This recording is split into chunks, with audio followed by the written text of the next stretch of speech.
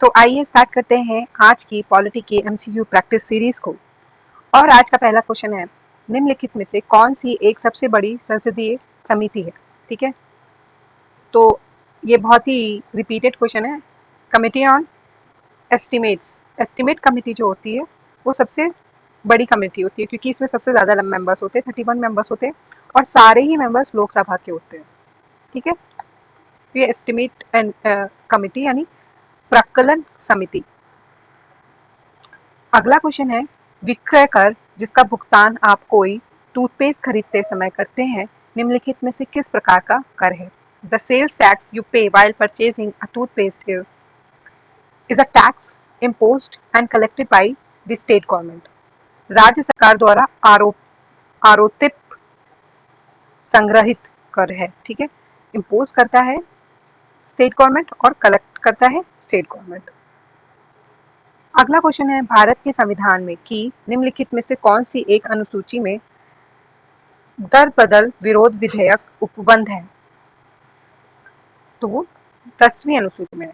ठीक है, anti defection law के बारे में कहाँ मेंशन किया गया था, 10th शेड्यूल में एंटी डिफेक्शन के बारे में। ठीक है, अगला क्वेश्चन है, भारत के संविधान में अंतरराष्ट्रीय शांति और सुरक्षा की अभिवृद्धि का कहाँ उल्लेख है।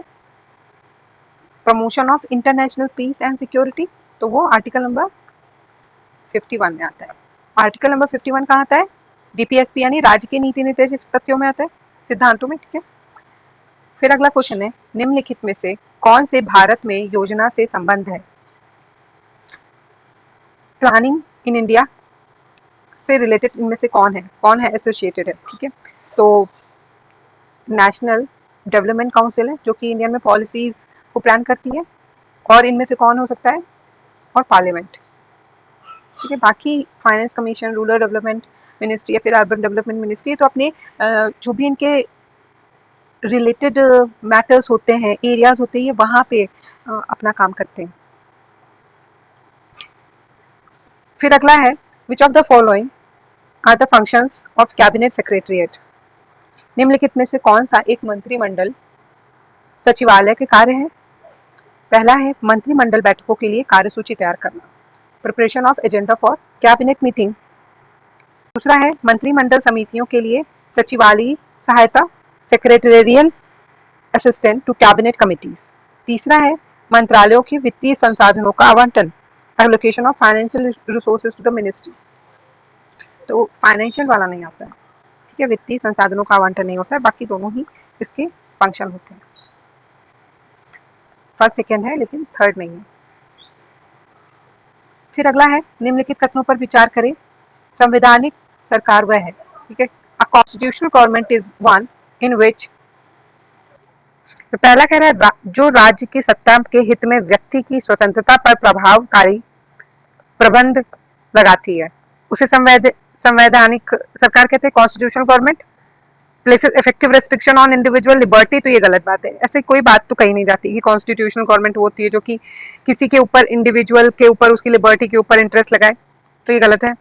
दूसरा है, जो व्यक्ति की स्वतंत्रता के हित में राज्य की सत्ता पर प्रभावकारी प्रबंध लगाती है, वो होती है। हाँ, तो जो स्टेट के ऊपर रेस्ट्रिक्शंस लगाती है उसको कॉन्स्टिट्यूशनल गवर्नमेंट कहते हैं। दूसरा है, निम्नलिखित में से कौन सी किसी राज्य के राज्यपाल को दी गई विवेकाधीन शक्तियां हैं। भारत के राष्ट्रपति को राष्ट्रपति शासन अधिरोपित करने के लिए सब रिपोर्ट भेजना, तो ये बात सच है। ठीक है, दूसरा है, मंत्रियों की नियुक्ति करना, तो ये गलत है। ठीक है, मंत्रियों की नियुक्ति करना इसके अंतर्गत नहीं आता। तीसरा है, राज्य विधानमंडल द्वारा पारित कतिपय विधेयकों को भारत के राष्ट्रपति के विचार के लिए आरक्षित करना, तो ये सही बात है। ठीक है, वो रिजर्व करते हैं कुछ बिल्स को प्रेसिडेंट के लिए, गवर्नर। ठीक है, तो 3 वाला सही हो जाता है। फोर्थ है, राज्य सरकार के कार्य संचालन के लिए नियम बनाना, तो ये भी गलत है। वैसा राज्य सरकार के लिए कोई कार्य संचालन के नियम उनको नहीं बनाने होते हैं, वो विधानसभा का काम होता है। राष्ट्रपति भारत सरकार के कार्य अधिक सुविधापूर्वक किए जाने के लिए और मंत्रियों में उक्त कार्य का आवंटन करने के नियम बनाएगा। तो इसमें से पूछ रहा है कि कौन से स्टेटमेंट सही है। ठीक है, president shell make rules for the more convenient transaction of the business of the government of India and the allocation among minister of the said business, तो ये सही बात होती है। दूसरा है, भारत सरकार के संसद कार्यपालक कार्रवाई प्रधानमंत्री के नाम से हुई कहीं कही जाती है, तो ये गलत है क्योंकि प्रेसिडेंट के नाम पे की जाती है। जितने भी एग्जीक्यूटिव एक्शंस होते हैं वो प्रेसिडेंट के नाम पे किए जाते हैं। भारत में अविश्वास प्रस्ताव के विषय में निम्नलिखित कथनों पर विचार करना है। पहला है, भारत का संविधान में किसी अविश्वास प्रस्ताव का कोई उल्लेख नहीं है, तो ये गलत बात है।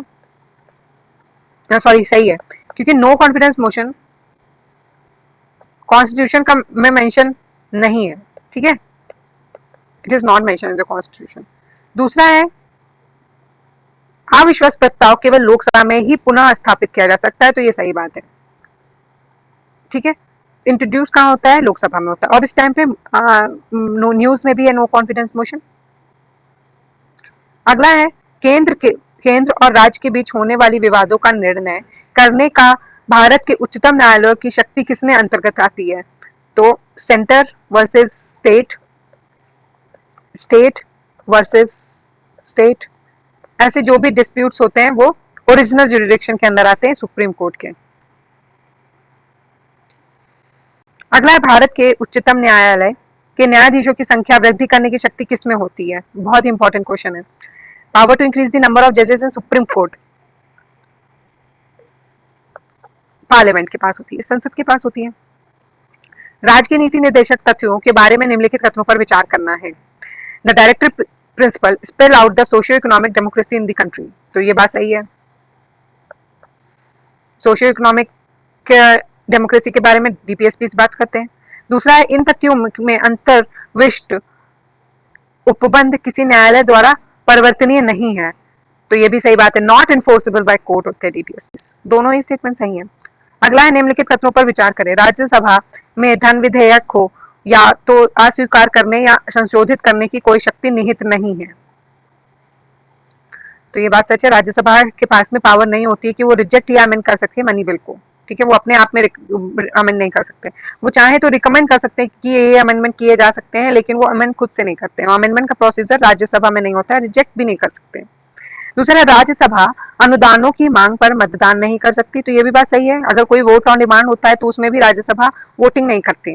फिर राज्यसभा में वार्षिक वित्तीय विवरण पर चर्चा नहीं हो सकती। The Rajya Sabha can not discuss the annual financial bill, तो ये गलत है क्योंकि वो डिस्कस तो कर सकते हैं, एनुअल फाइनेंशियल बिल जो भी होता है उसको डिस्कस तो करता है राज्यसभा। भारत सरकार अधिनियम 1919 में निम्नलिखित में से किसको स्पष्ट रूप से परिभाषित किया गया था? The government of India act of 1990 clearly defined केंद्रीय एवं प्रांतीय सरकारों की अधिकारिता, the jurisdiction of central and provincial governments. फिर अगला है, जब संसद के दोनों सदनों की संयुक्त बैठक में कोई विधेयक निर्दिष्ट किया जाता है तो इसे किसके द्वारा पारित किया जाता है? जब संसद के दोनों सदनों की संयुक्त बैठक में कोई विधेयक रेफर किया जाता है तो इसको किसके द्वारा पारित किया जाता है? सिंपल मेजोरिटी, ठीक है, उपस्थित तथा मत देने वाले सदस्यों की साधारण बहुमत, ठीक है, simple majority of the member present and voting, ठीक। फिर अगला है, भारत सरकार में नीति आयोग की स्थापना निम्नलिखित में से किसका स्थान लेने के लिए की गई है? तो प्लानिंग कमीशन के लिए की गई है। बहुत इजी क्वेश्चन है। अगला है, निम्नलिखित कथनों पर विचार करें। भारतीय संघ की कार्यपालिका शक्ति प्रधानमंत्री में निहित है। The executive power of union of India is vested in the prime minister, तो एग्जीक्यूटिव पावर इससे थोड़ी देर पहले मैंने बताया था वो प्रेसिडेंट के पास होती है। जितने भी काम किए जाते हैं वो सारा ही प्रेसिडेंट के नाम पे किए जाते हैं, इसलिए फर्स्ट स्टेटमेंट गलत हो जाती है। दूसरा है, प्रधानमंत्री सिविल सेवा बोर्ड का पदेन अध्यक्ष कौन होता है? The prime minister is the ex officio chairman of the civil service board, तो ये गलत है, प्रधानमंत्री नहीं होते। कौन होता है ये आपको बताना है। भारत के संविधान में 5वीं अनुसूची और 6ठी अनुसूची के उपबंध निम्नलिखित में से किस लिए किए गए हैं? तो 5th and 6th schedule, 5th and 6th schedule किससे रिलेटेड है? शेड्यूल ट्राइब से रिलेटेड है। उनके लिए जितना भी शेड्यूल्ड एरिया होता है, शेड्यूल ट्राइबल एरिया होता है, उससे रिलेटेड है। अगला है, संघ सरकार के संदर्भ में निम्नलिखित कथनों पर विचार करें। राजस्व विभाग संसद में प्रस्तुत किए जाने वाली केंद्रीय बजट को तैयार करता है, तो इसमें डिपार्टमेंट ऑफ रेवेन्यू दिया है, वो गलत है। मैं बता चुकी हूँ इस सीरीज में कि कौन होता है, कौन सा डिपार्टमेंट होता है, किस मिनिस्ट्री के अंदर आता है, तो वो आपको आंसर करना है। दूसरा है, भारत की संसद में प्राधिकरण के बिना कोई धन भारत की संचित निधि से निकाला नहीं जा सकता। तो ये बात सच है, ये भी मैं इसी सीरीज में कई बार बता चुकी हूँ, इसको रिपीट नहीं करूंगी अब, क्योंकि ऑलरेडी ये तीसरी बार शायद ये स्टेटमेंट आया है।